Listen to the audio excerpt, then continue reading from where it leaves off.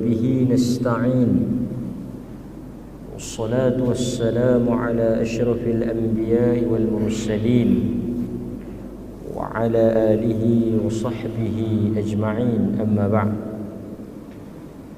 Hadirin mukminin, tuan-tuan, muslimin, muslimat yang dikasihi dan dirahmati oleh Allah Subhanahu wa taala, kita bersyukur kepada Allah Subhanahu wa taala kerana sekali lagi kita diberikan izinnya untuk kita mengadakan kelas ataupun kuliah kita pada malam ini. Tuan-tuan dan puan-puan yang dirahmati oleh Allah Subhanahu wa taala, malam ini kita akan bincangkan satu topik yang saya rasa penting untuk kita ingat mengingati antara satu sama lain. Hari ini kita sudah berada pada hari yang ke-8 Zulhijjah. Hari ke-8 ke hari ke-8? Isnin, hari ke-9. Maksudnya kita masuk maghrib tadi dah hari yang ke-8 lah. Sebab itu kita tengok jamaah haji dah mula bergerak kan. Tuan-tuan tengok di live tu ada 60,000 jemaah haji yang terpilih pada tahun ini sudah mula bergerak. 9 hari bulan kita tahu seluruh jemaah haji akan berwukuf di Padang Arafah, dan 10 kita akan menyambut hari raya Aidul Adha ataupun hari raya Korban. Tuan-tuan dan puan-puan yang dirahmati oleh Allah Subhanahu wa taala, pertama suka untuk saya ingatkan, di dalam Islam kita disyariatkan, maksudnya diperintahkan oleh Allah, diberikan oleh Allah dua perayaan, dua hari raya. Seperti mana yang tuan-tuan semua biasa dengar, yang mana Nabi apabila sampai di Madinah, Nabi tengok orang-orang Kristian, Yahudi, ahli kitab, mereka menyambut perayaan Nairus. Mereka ada perayaan khas lah, ahli kitab ni, orang bukan Islam. Kemudian Nabi menyatakan sesungguhnya Allah telah memberikan kepada umat Islam dua perayaan, dua hari raya. Pertama Aidul Fitri dan yang kedua Aidul Adha. Malangnya dahulu, sekarang kita tengok ada perubahan lah. Dahulu masyarakat agak kurang menyambut perayaan ataupun kurang meriah, kurang semangat, kurang membesarkan perayaan Aidul Adha ni, Hari Raya Korban ni. Ada anggapan yang mengatakan bahawa Hari Raya Korban ni dia tidak meriah kerana khas diberikan kepada orang yang melakukan haji. Sebab tu kita sebut Hari Raya Haji kan. Sebagai orang dia tak berapa nak sambut. Ini adalah satu kekeliruan, yang mana dua hari raya ni adalah hari raya untuk semua, sama ada yang buat haji ataupun yang tak buat haji. Kemudian selain daripada faktor hari raya puasa ni, Hari Raya Aidilfitri ni, dia lagi meriah sebab kita puasa. Jadi dia punya semangat, dia punya rasa tu dia lain. Tapi kalau kita tengok, nak bagi ringkas lah, kalau kita nak cerita panjang, tapi saya nak bagi ringkasnya. Kalau tengok kepada pandangan di kalangan para ulama, mereka menyatakan bahawa Hari Raya Aidul Adha itu lebih besar daripada Aidul Fitri. Hari Raya Aidul Adha itu lebih besar, lebih agung daripada Aidul Fitri. Di atas beberapa sebab. Ini kita selalu sebut, mungkin tuan-tuan pernah ingat dan pernah jumpa benda ni. Pertama, tuan-tuan tengok dari sudut pengharaman puasa. Aidul Fitri kita hanya diharamkan berpuasa sehari, iaitu pada hari yang pertama. Hari raya pertama kita tak boleh puasa. Hari raya kedua, hari raya ketiga dan seterusnya kita dah boleh puasa. Tetapi untuk hari raya Aidul Adha kita tak boleh berpuasa selama 4 hari. Pada hari raya yang pertama, hari yang ke-10 tu, kita tak boleh puasa. Kemudian diikuti dengan hari-hari tasyrik 11, 12 dan 13 pun kita tak boleh puasa. Al-ayyamut tasyrik ayyamul akl wasyurb atau kama qala. Nabi kata sesungguhnya hari-hari tasyrik 11, 12 dan 13 itu adalah hari-hari untuk kamu al-akl, makan, wasyurb, minum. Maknanya tak boleh puasa. Tuan-tuan tak boleh puasa hari pertama, 10, 11, 12 dan 13. 4 hari tak boleh puasa. Berbanding dengan hari raya Aidil Fitri. Maksudnya Allah Subhanahu wa taala suruh kita menikmati hari raya tu. Suruh kita makan, suruh kita minum, suruh kita berseronok pada hari-hari raya 10, 11, 12 dan 13 tu. Kemudian tuan-tuan, di dalam Aidul Adha ini juga berkumpul padanya banyak ibadat dalam satu kejadian. Satu hari itu dia menjadi besar, dia menjadi agung melihat kepada berapa banyak perkara yang berhimpun padanya. Cuba tuan-tuan kira. Pertama, kita ada puasa. Puasa Arafah. 1. 2, kita ada salat.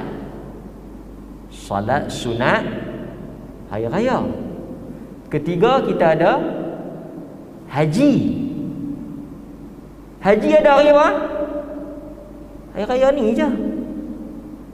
Dia tahun ni tak boleh buat haji bulan 6, bulan 7, kita buat bulan 9. Tak boleh. Kita ada tadi, kita ulang balik. Kita ada puasa Arafah, kita ada salat sunat hari raya, kita ada ibadah haji, kita ada ibadah korban. Tuan-tuan, cuba cari di mana, waktu bila yang berhimpun ada salat, ada puasa, ada sembelihan, ada haji, melainkan hari Aidul Adha. Maksudnya bila berhimpun 3-4 ibadat dalam satu masa, dalam satu ketika, besarnya hari tersebut. Hari raya puasa, ada puasa, ada semayang, tak ada sembelihan, tak ada haji. Nampak? Okey. Besarnya Aidul Adha lagi. Tuan-tuan ingat tak saya sebut ringkas ni? Besarnya Aidul Adha ni melihat kepada bilangan hari takbir. Betul tak? Hari raya puasa, pagi, malam tu, malam raya sampai lepas daripada semayang nanti. Tuan-tuan semangat lagu mana pun, geram lagu mana pun, takat semayang raya, lepas tu tak boleh takbir dah.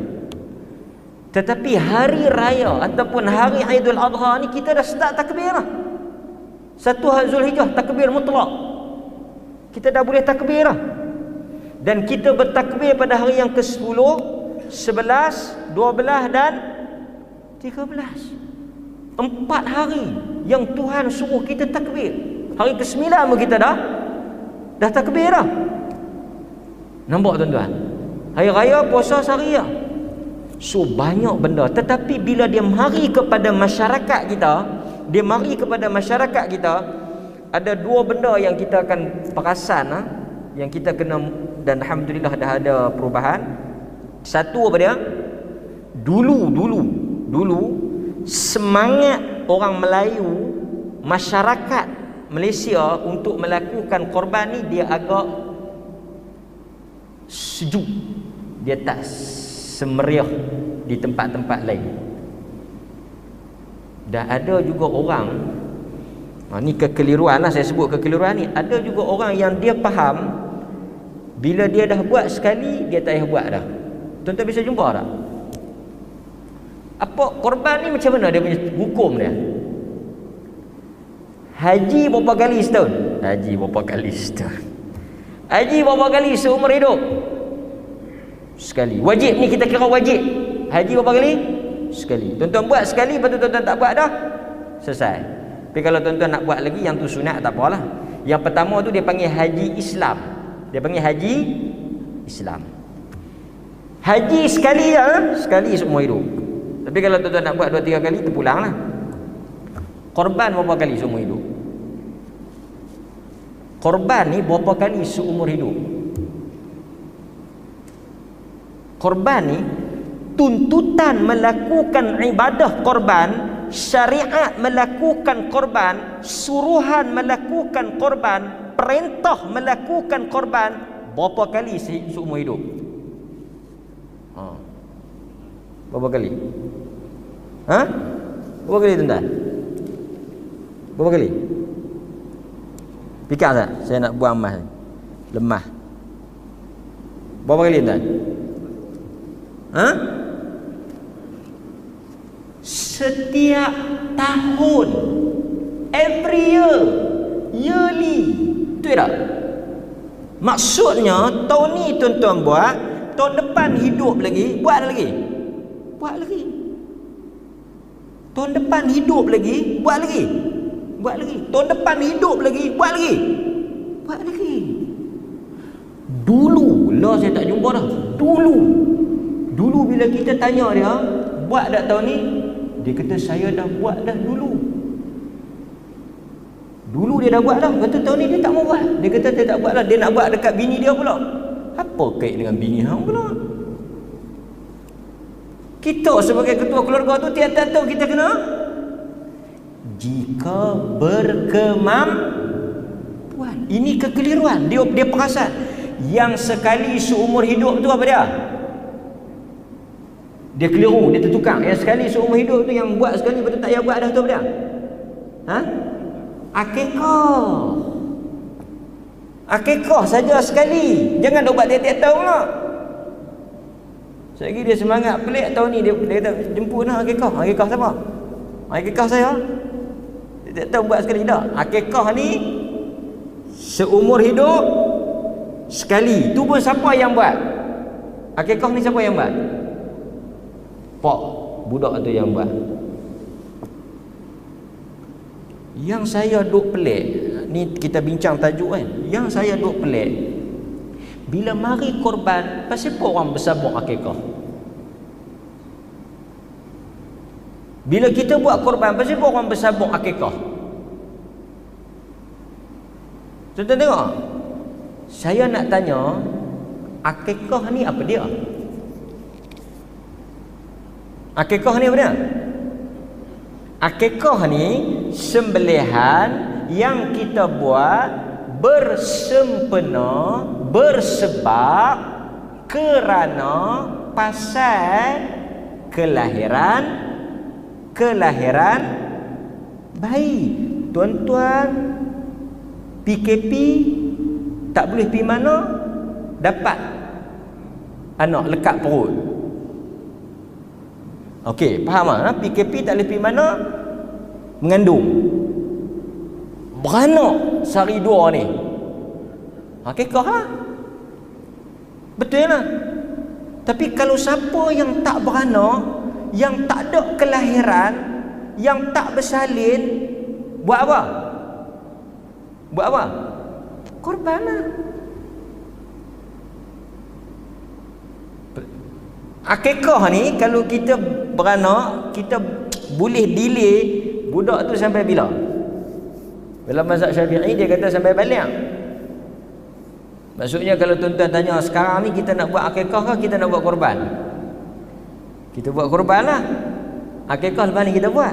Pasal budak tu Sampai dia adalah pula sampai apa? Luruh pusat. Ni pun tak betul. Tak ada kaitan. Budak tu kita buat untuk dia bila dia lahir. Dapat clear? So tuan-tuan, orang kita dia tak buat korban. Pasal apa dia tak buat? Tanya dia pasal apa dia tak buat. Duit ada tak duit? Duit ada. Kalau duit tak ada tak apa, duit ada, kemampuan ada, buat. Kena buat tuan-tuan, kena buat. Korban ni kena buat. Ada duit buat, kalau tak ada duit tak apa. Dia tu saya tak buat ustaz, tak ada duit. Okey, tak apa. Pasal dia atas orang yang mampu. Tiba-tiba dia pergi tukar tayar kereta sebelah 300, 14 1200 sekor kambing. Tapi dia kata dia tak mampu. Macam mana? So tuan-tuan, jangan main-main. Nabi SAW sebut dalam hadis, Nabi kata siapa yang ada kemampuan dia tidak melakukan korban, jangan dia datang dekat dengan masjid kami. Nabi sebut perkataan Nabi tu. Bukan masalah Covid. Tak, bukan tak main masjid tu pasal Covid tak. Nabi kata siapa yang ada kemampuan dan dia tidak melakukan korban, dia jangan datang dekat dengan masjid kami. Kata para ulama, itu adalah dalil yang menunjukkan bahawa satu tuntutan, satu amaran kepada orang yang ada kemampuan, ada kelebihan tapi dia tak melakukan korban tanpa sebab. Okey, hadirin mukminin. So itu intro tu kan sebab tuan-tuan apa?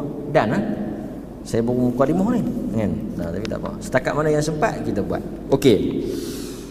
Tuan-tuan hadirin mukminin, Allah Subhanahu wa taala mensyariatkan kepada kita korban ini. Kalau kita tengok pertama takrif korban. Takrif korban. Ini kita nak sebut raya korban ni, kita tengok korban. Okey. Tadi kita tengok akikah kan? Tengok korban. Korban ni dia kata apa? Korban ni di dalam bahasa Arab dia panggil al-udhiyah. Korban ni al-udhiyah. Itu dalam perkataan Arab lah. Maksudnya apa dia? Menyembelih haiwan. Saya akan pergi secara point lah. Bukan kita nak mengaji bab malam ni, bukan kita nak mengaji bab fiqh hukum hakam korban tak. Saya nak sebut secara umum beberapa poin yang saya rasa penting untuk saya urai sikit lah. Dia kata menyembelih haiwan yang tertentu jenisnya daripada binatang ternak seperti unta, lembu termasuk kerbau, kambing, biri-biri yang dikategorikan sebagai binatang-binatang ni depa duduk dalam satu grup nama dia al-an'am. Apa maksud al-an'am? Binatang ternak yang berkaki 4. So ayam tak boleh lah, walaupun dia diternak tapi dia berkaki 2. Ataupun tentu ada belah itik pun tak boleh lah. Dia binatang ternak tapi tak berkaki 4. Tujuan dia apa? Dia disembelih pada bila ni? Dia disembelih pada hari nahar. Nahar, hari apa nahar? Hari yang ke-10 Zulhijjah tu. Bila kita mula sembelih, kita sembelih lepas sembahyang raya. Siapa sembelih sebelum sembahyang raya tak sah. Berlaku di zaman Nabi, ada sahabat yang sembelih sebelum sembahyang. Lepas daripada sembahyang tengok siap dah, Nabi kata kena sembelih lain. Yang tadi ni tak jadi korban. Okey, tapi raya pertama kena sembelih lepas sembahyang. Raya kedua hari yang ke-11 bila boleh sembelih? Bila malam tu pukul berapa? Setengah semua sembelih pukul 12 tengah malam, pukul 2, pukul 3 pagi boleh sembelih. Dapat tak? Cuma raya pertama tu mai semayang dulu, lepas tu balik baru pergi sembelih. Dia mangkit dia subuh awal dia. Subuh tak pukul 6 lagi subuh dah. Dia balik mayang subuh, dia kata lambat hari nak cerah. Buh dulu sekor. Tak sah. Itu yang kata ibadat tu dia tak boleh mengikut nafsu lah. Tapi raya yang kedua, ketiga tu 11, 12, 13 tu boleh disembelih pada bila-bila masa, pada mana-mana waktu sebelum terbenamnya matahari hari yang ke-13. Ada orang tanya, dia tahu ustaz,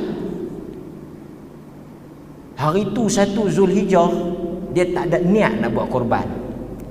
Jadi dia pun gunting rambut apa semualah, dia pasal dia tak ada niat kan, dia tak ada niat. Tiba-tiba hari ke-11, 12 dia dapat duit. Jadi dia nak pergi buat, boleh tak?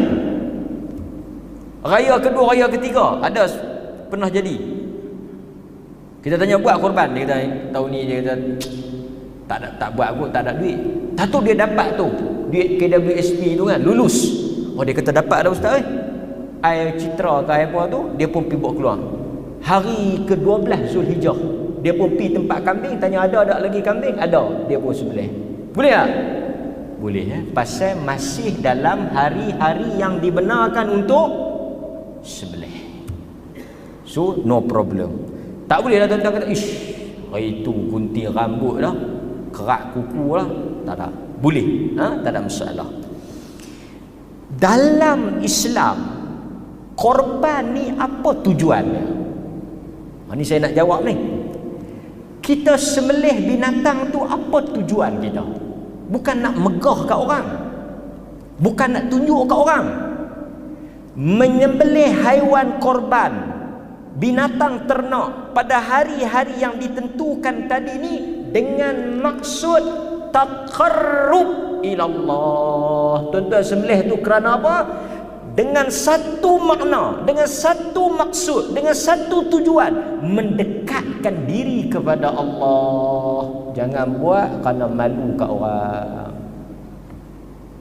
Kita pakat buat, kawan-kawan sehari kata apa pula kat aku, tak buat, duk kucai dalam grup WhatsApp pula, malu buat pi. Kalau nak ikut aku tak mau buat dah, tak payah buat. Bini duk hingar, tak buat ke abang, tak buat ke abang, tak buat ke abang, duk beletih, aku pun naik hangat telinga, buat pi. Jangan. Malu kat mentua ke apa ke dah. Kita buat taqarrub, nak dekatkan diri kepada Allah. Sebab itu tuan-tuan, daging korban ni, ada orang kata daging korban ni, kita kena faham, dia tak sampai ke Allah Ta'ala. Allah Ta'ala pun tak berhajat pada daging tu. Dan kalau kita compare orang agama lain, dia sembelih tu, tuan-tuan, beza tau. Orang agama lain pun dia ada sembelih. Apa beza sembelihan agama lain dengan agama kita? Agama lain, tuan-tuan kena ingat elok-elok ni, agama lain bila mereka sembelih nak tolak balak, boleh dikatakan ajaran-ajaran agama lain selain daripada Islam, mereka sembelih untuk Tuhan mereka, nak tolak sui, nak tolak bala, nak tolak hantu. Itu tujuan. Tapi kita tak. Kita sembelih korban bukan nak tolak bala. Kita sembelih korban bukan nak tolak sui. Kita sembelih korban dekatkan diri kita dengan Allah. Pasal itu Allah kata tak sampai daging tu dekat aku, tak sampai darah itu kepada Tuhan, tetapi yang sampai dan diterima oleh Allah apa dia? Takwa daripada apa yang kamu buat itu. Sebab itu daging korban kita boleh bagi pada orang kaya. Daging korban kita boleh makan. Daging korban kita boleh bagi ke orang miskin. Sebab tujuan sembelih korban tu bukan untuk sedekah semata-mata. Kena ingat. Orang tanya daging korban ni saya nak makan boleh tak? Boleh. Nabi makan. Nak bagi dekat jiran-jiran ni, mereka ni bukan orang susah, mereka ni pun boleh beli daging, tapi saya ingat nak hadiah, boleh tak? Boleh. Sebab kita sembelih korban, tujuan sembelih korban tu bukan semata-mata nak bagi makan orang miskin, tak. Tujuan sembelih tu nak dekatkan diri kepada Allah. Dan kita ambil sebahagian tu untuk sedekah, tapi bukan maksud pada sembelih itu kena semua tu bagi kat orang miskin. Sebab itu tuan-tuan, antara benda yang kena perbetul sikit nah, ada sesetengah penganjur korban ni, dia pergi buat keputusan untuk orang yang korban tu. Ini antara benda yang disentuh oleh Jabatan Mufti. Bagus buku ni, tuan-tuan boleh cari, saya kempen buku ni. Salah satu benda yang berlaku dalam masyarakat kita kena faham, bila satu orang buat korban, daging korban tu semua hak dia, bukan hak penganjur. Jadi penganjur, kita kata masjid lah, contoh masjid ni buat korban, peserta masuk, haji masuk, daging tu hak haji, bahagian tu hak haji. Masjid tak boleh pandai-pandai. Ada sesetengah orang peserta, dia tu dapat dekat dia 2 kilo. Dapat 2 kilo. Dia tanya dekat masjid, dia kata mana saya ambil setumpuk, takkan 2 kilo. Yang lain kami dah bagi kat fakir miskin lah, ni untuk hang, balik. Depa dah buat keputusan dah, kami jawatan kuasa masjid dah buat keputusan dah. Yang mana masuk ke tak masuk ke 2 kilo, yang lain semua kami akan agih pada fakir miskin. Tak boleh. Tak boleh, tu daging dia, hak dia, bahagian dia. Mana-mana pihak penganjur yang pi ambil buat keputusan paksa orang, dia makan benda yang haram. Dia ambil benda yang haram pasal tu bukan daging dia. Melainkan kalau kawan tu dia kata yang ni saya nak ambil, yang lain saya nak sedekah. Okey. Tapi penganjur, pengurus yang urus tu tak boleh ambil dengan izin, melainkan dengan izin. Jangan duk buat keputusan. Nampak? Pasal tu kalau tuan-tuan nanti pergi buat kerja, jangan duk ambil lagi. Tanya dulu tuan dia, mencuri tu. Ini dia duk cincang, sambil dia cincang tulang rusuk, dua batang dia dah ambil. Lepas tu dia pergi kata pula dekat tuan daging tu, tuan tu dia pergi kata apa? Ni hak saya. Siapa bayar? So ada juga yang duk tunggu turn nak pergi cincang ni pasal apa? Pasal nak pergi mencuri. Memang niat tu main nak pergi mencuri. Memang pi nak ambil tulang rusuk lah, tongkoi lah, gearbox lah. Lepas tu duk buat kerah pula. Dia kata ni saya nak ambil dah, saya tolong tukang tolong ni, tak kena bagi kat saya. Ayat duk dengar, kena bagi kat saya. So kita nak sebut daging pemilik korban tu berhak. Dia yang tentukan. Selepas dia tentukan bahagian mana yang dia serah untuk sedekah, itu kita ambil. Yang dia nak, kita serah pada dia. Tolong jadikan benda ni satu perkara yang serius. Quran kata apa? Wala ta'kulu amwalakum bainakum bil batil. Jangan makan harta benda, jangan makan barang di antara kamu dengan cara yang salah. Dengan cara yang salah tak boleh. So kena beringat. Bab ni kena ingat. Kita yang main mengaji ni nampak orang buat perangai lagu ni, kena habang. Hang kena bagi dulu dekat tuan dia, cincang ke apa ke, lapah ke apa semua, buh dalam besen, serah dulu dekat dia. Lepas tu biar dekat dia nak tentu nak bagi banyak mana kat hang. Sekali kita dah serah, dia tak ada nak bagi apa, yang tu hak dia. Dan satu lagi pula yang pihak penganjur kena faham juga, peserta berhak ambil semua. Peserta berhak ambil semua pasal daging dia. Lepas tu masjid pula duk buat hingat ke belakang. Lepas tu kami tak boleh apa? Sebab itu bila nak anjur, kena betul-betul pastikan akad tu bagi elok. Cas pengurusan dan sebagainya. Tapi kita tak boleh ambil daging dia pasal itu hak dia. Itu antara perkara yang kita nak ingat. Kemudian yang ambil daging tu, pemilik daging tu, bila dia ambil timbul isu, dia nak buat apa? Dia nak buat apa? Itu hak dia. Dia boleh makan, dia boleh simpan. Cuma di sisi mazhab Al-Imam Syafi'i, ni kita sebut sikit lah. Di sisi mazhab Al-Imam Syafi'i, tuan-tuan yang buat korban nanti ni, di sisi mazhab Imam Syafi'i, dia mensyaratkan kena sedekah satu bahagian kepada fakir miskin. So tuan-tuan portion satu bahagian tu, kalau tuan-tuan ada 30 kilo, maksud 10 kilo satu bahagian tu, tuan-tuan kena tolak untuk fakir miskin, pergi bagi dekat fakir miskin. Bahagian tu, yang 2 bahagian lagi terpulang kepada tuan-tuan. Mungkin boleh bagi hadiah ke, boleh kita nak makan sendiri dan sebagainya. Kalau saya nak sedekah semua, nak ambil sikit je, itu lebih baik. Dia tidak diwajibkan, tidak diwajibkan. Dan tuan-tuan hadirin mukminin, nampak? Dan bila kita nak sembelih ni, kita cari yang terbaik lah. Itu antara perkara yang penting. Jangan cari yang murah. Jangan cari yang murah, cari yang terbaik sesuai dengan kemampuan kita lah. Kalau kita mampu takat tu lah.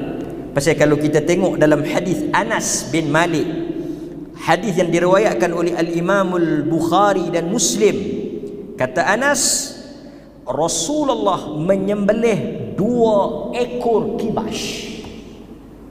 Nabi sembelih 2 ekor kibash, yang mana kibash itu putih, bertanduk besar. Maksudnya haiwan tu haiwan yang gemuk, besar. So bila kita nak korban ni, kita cari yang besar, yang gemuk. Ini bukan kita nak menunjuk, bukan kita nak riak, tapi kita nak persembahkan sesuatu yang terbaik, sesuai dengan kemampuan kita. Jangan duk kita ada kambing, kita ni orang mampu kan, ambil mana kita bagi paling murah. Tak boleh Kalau kita tak mampu tak apalah. Kalau kita takat bajet macam mana, kalau dia tanya bajet mana, bajet 700, dia tak ada. Tapi kalau kita ada duit, banyak duit kan, kita ambil yang banyak dia, yang paling besar. Ada berapa kambing, dia kata yang ni 1,500, ambil yang tu. Ini sunnah. Ini sunnah kan? Nampak?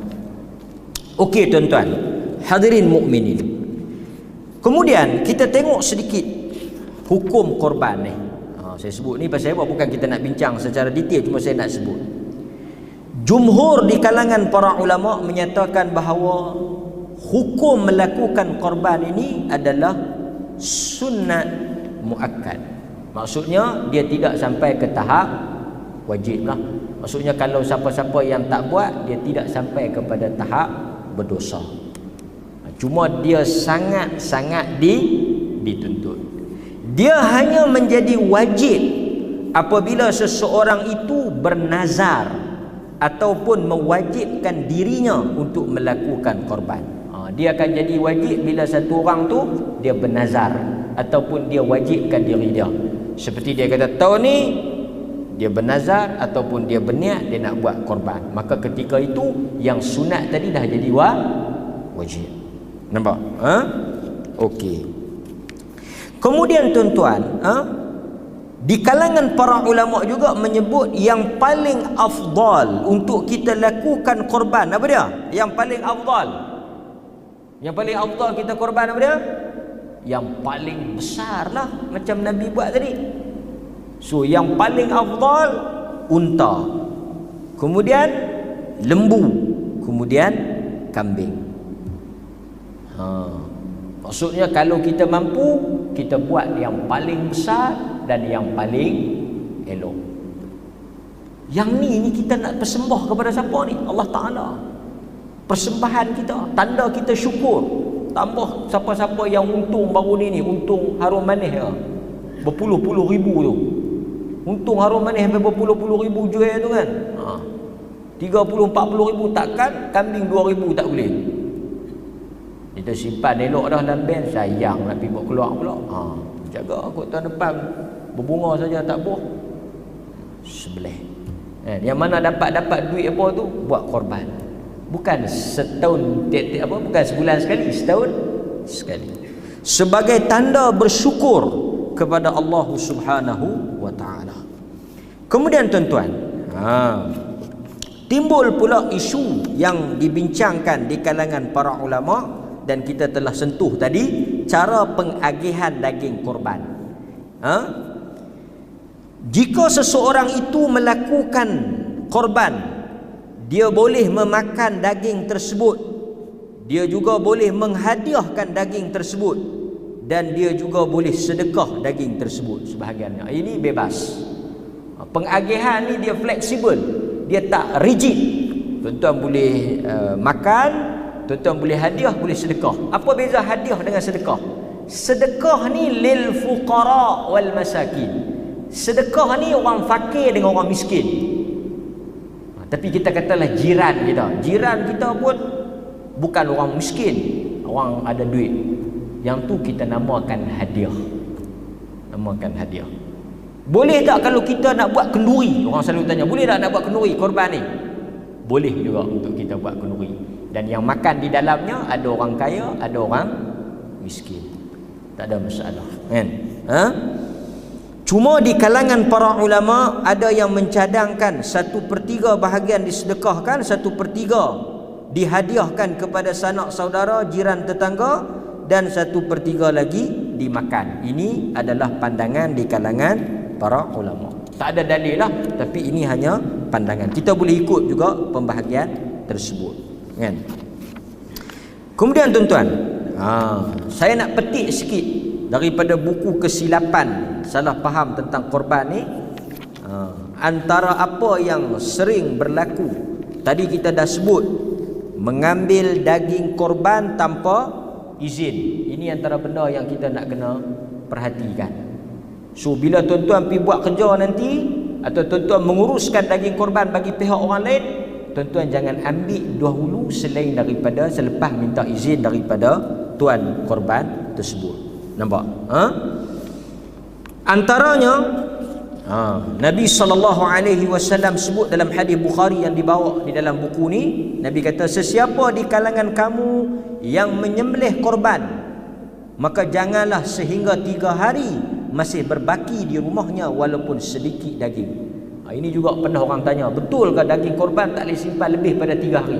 Pada peringkat awal betul.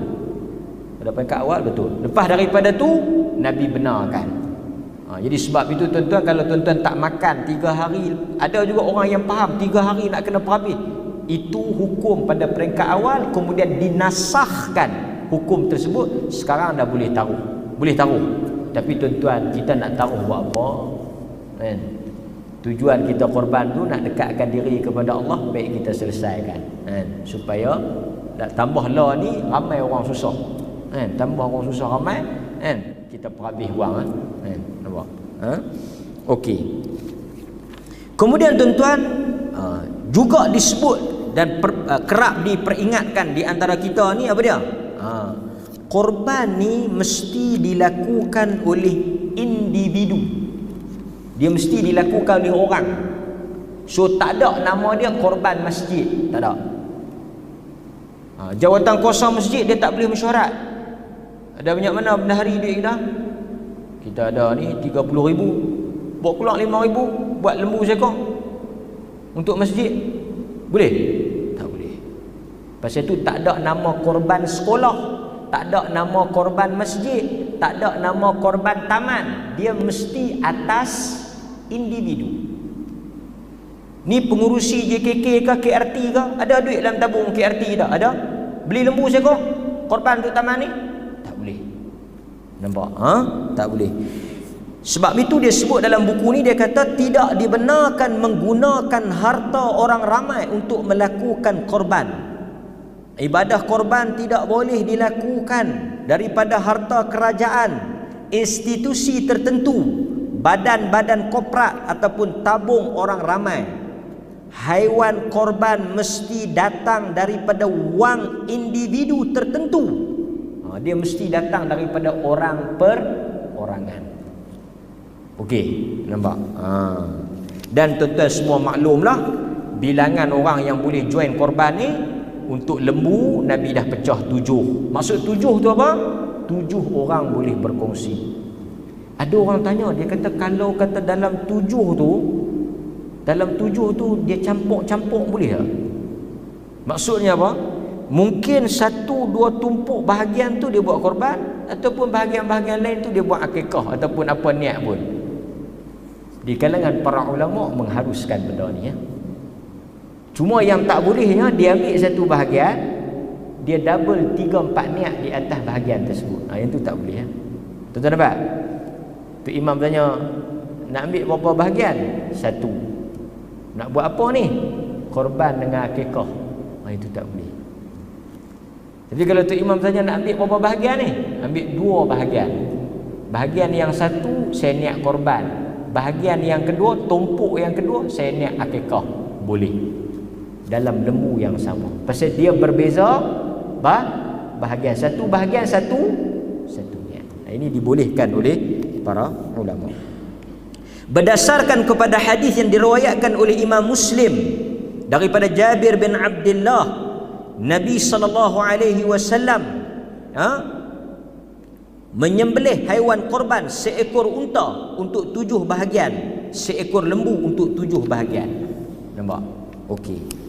Manakala untuk ketua keluarga, ini juga kita sebut, kalaulah tuan-tuan ada ketua keluarga, tuan-tuan ada ketua keluarga, tuan-tuan boleh buat sama ada satu bahagian, tuan-tuan sebagai satu keluarga, ketua keluarga ambil satu bahagian, tuan-tuan niat untuk satu keluarga. Ataupun tuan-tuan boleh ambil seekor kambing, tuan-tuan sembelih untuk seluruh ahli keluarga berkongsi pahala. Itu juga dibolehkan. Nampak? Okey. Kemudian dia sebut juga di sini, yang ni saya ingat selalu kita ingatkan. Tidak boleh memberi upah daripada daging korban tersebut. Saya sebut 2-3 contoh. Satu, tuan korban tu, pemilik korban tu, dia akan bagi daging korban lebih pada orang yang buat kerja. Yang ni tak boleh. Dia kata siapa yang tolong saya tadi ni, ambil seorang 1 bungkus lebih. Tak boleh. Nampak? Dia pasal apa tak boleh, tuan-tuan? Dia macam ni. Dia main kerja dengan kita.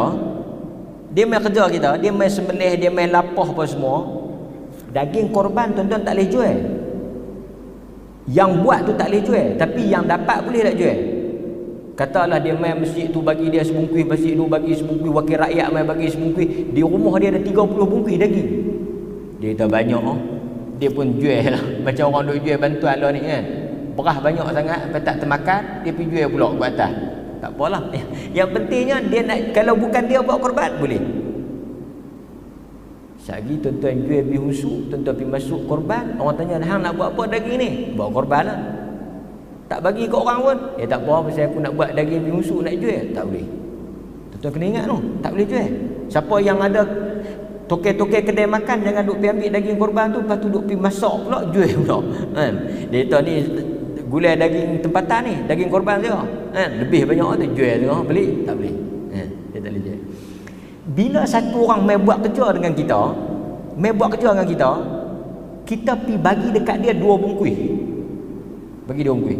Orang tanya ni sebungkus, yang ni sedekah. Ni pasal apa lebih? Yang ni beda dia buat kerja.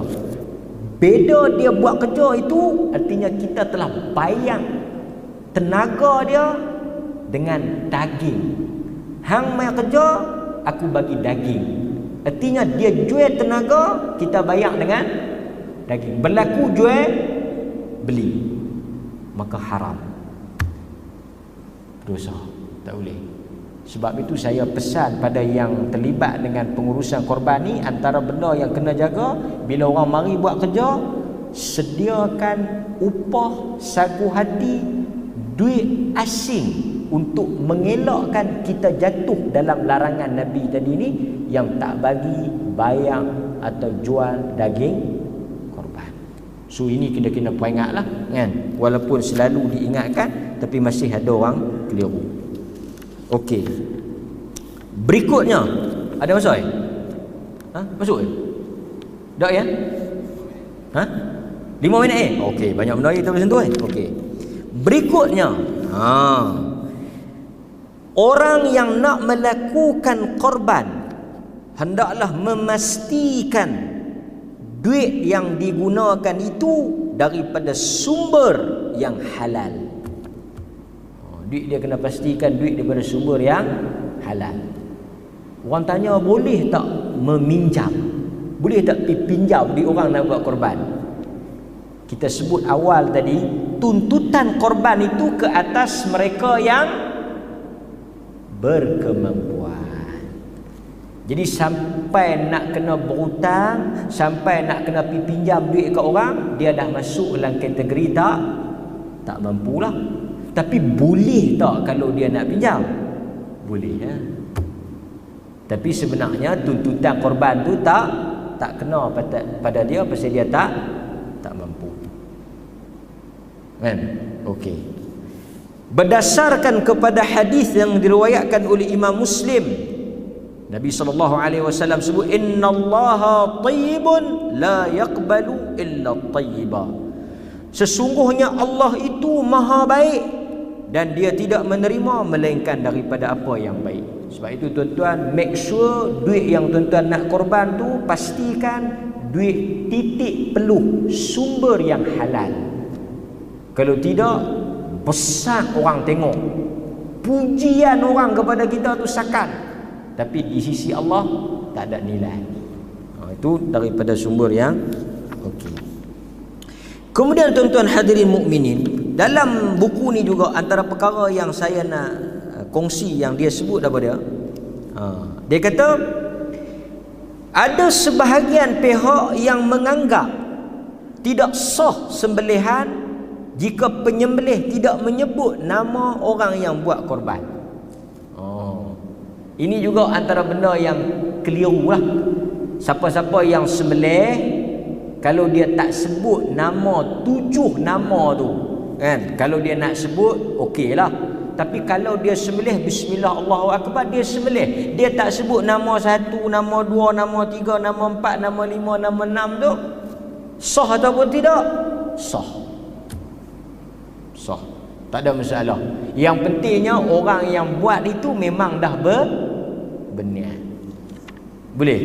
Jadi tak perlulah kita sampai kadang-kadang dah peroboh lembu tu, mana nama lembu ni, lemah pi lembu tu lah. Sebut pula silap bin pula, ulang pula. Tak. Ini apa yang disebut kan?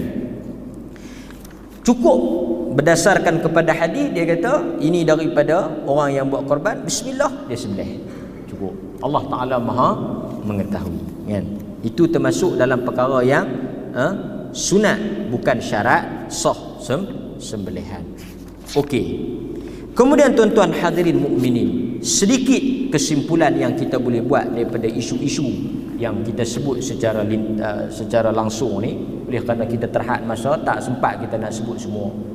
Tuan-tuan, Aidil Adha adalah hubung kait dengan ketundukan Nabi Ibrahim alaihissalam. Pasal itu bila orang tanya Nabi SAW, kalau tuan-tuan kita boleh kongsi satu hadis yang mana Nabi SAW sebut, orang tanya dekat Nabi, qalu ya Rasulullah ma hadhil adahi. Depa sahabat-sahabat tanya dekat Nabi, apa dia tu korban? Nabi kata, sunnatu abikum Ibrahim. Korban itu adalah sunnah bapa kamu Ibrahim. Qalu ma lana minha. Depa kata, ada tak apa-apa kebaikan untuk kami? Kata Nabi, nampak tuan-tuan, bikulli sya'ratin hasanah. Setiap daripada rambutnya dikira sebagai pahala. Fasuf, daripada bulunya juga dikira pahala. So tuan-tuan, bila kita baca kisah Nabi Ibrahim dalam banyak topik, tuan-tuan tengok disuruh sembelih anak dia. Bukan isu sembelih anak tu, isu apa? Korban ni, bila baca Nabi Ibrahim dengan kita punya korban, pasal Nabi kata ini sunnah bapa kamu. Tuan-tuan, korban ni lambang apa? Korban ni lambang tanda tunduk, patuh dan taat kepada perintah Allah. Siapa-siapa yang melakukan korban, dia telah menzahirkan kepatuhan dia, ketaatan dia, ketundukan dia kepada titah perintah Allah Ta'ala. Itu lambang kepada korban. Pasal itu bila kita pergi tengok, bila kita tengok sunnah, kita pergi tengok. Tapi tahun ni tak boleh lah pasal SOP. Sunnah kita pergi tengok waktu orang sembelih tu mengalir darah tu, kita kena tengok. Itu lambang apa? Bukan kita berasa megah duit kita, bukan megah kita sembelih, bukan megah kita buat korban, tapi lambang kita bersyukur dan kita tunduk dan kita boleh buat satu daripada suruhan Allah. Hebat tak korban? Hebat pasal apa? Tuan-tuan, pasal apa hebatnya korban? Saya nak tutup sikit ni. Hebatnya korban ni tahu sebab apa? Kerana dia tanda satu orang berjaya menewaskan perasaan cinta dunia. Korban ni dia ibadat apa? Duit, maliyah. Korban ni dia berhubung kait dengan ibadat duit. Tuan-tuan main semayang 5 waktu, berapa ratus dah tuan-tuan bawa keluar pagi ni? Tuan-tuan main semayang ni, saya tanya, tuan-tuan main semayang 5 kali ni, berapa ringgit duit tuan-tuan habis? Tuan-tuan puasa daripada 1 Zulhijjah sampai 9, berapa ringgit habis? Puasa tak berkait dengan reta, semayang tak berkait dengan reta, baca Quran tak berkait dengan reta. Ibadat yang tak berhubung dengan harta ni mudah nak buat, betul tak? Tapi yang kita nak kena lawan, bertarung ni, yang nak kata sakan nafsu kita kalah ni, apabila dia melibatkan harta, benda yang paling orang sayang. Itu hebatnya orang yang melakukan korban. Jadi saya rasa 1-2 poin yang kita boleh kupas dan juga kesimpulan yang kita boleh buat ini dapat memberikan semangat dan pencerahan kepada kita dalam menyambut Aidul Adha. Besarkan Aidul Adha ni tuan-tuan, sambut walaupun dengan PKP pun semua ni, sambut dengan syariat yang Allah Ta'ala suruh. Mudah-mudahan Allah Ta'ala menerima korban kita dan amalan kita. Aqulu ma sami'tum astaghfirullahal azim li wa lakum. Sallallahu ala nabiyyina Muhammad wa ala alihi wa sahbihi wasallam. Walhamdulillahi rabbil alamin. Assalamualaikum warahmatullahi wabarakatuh.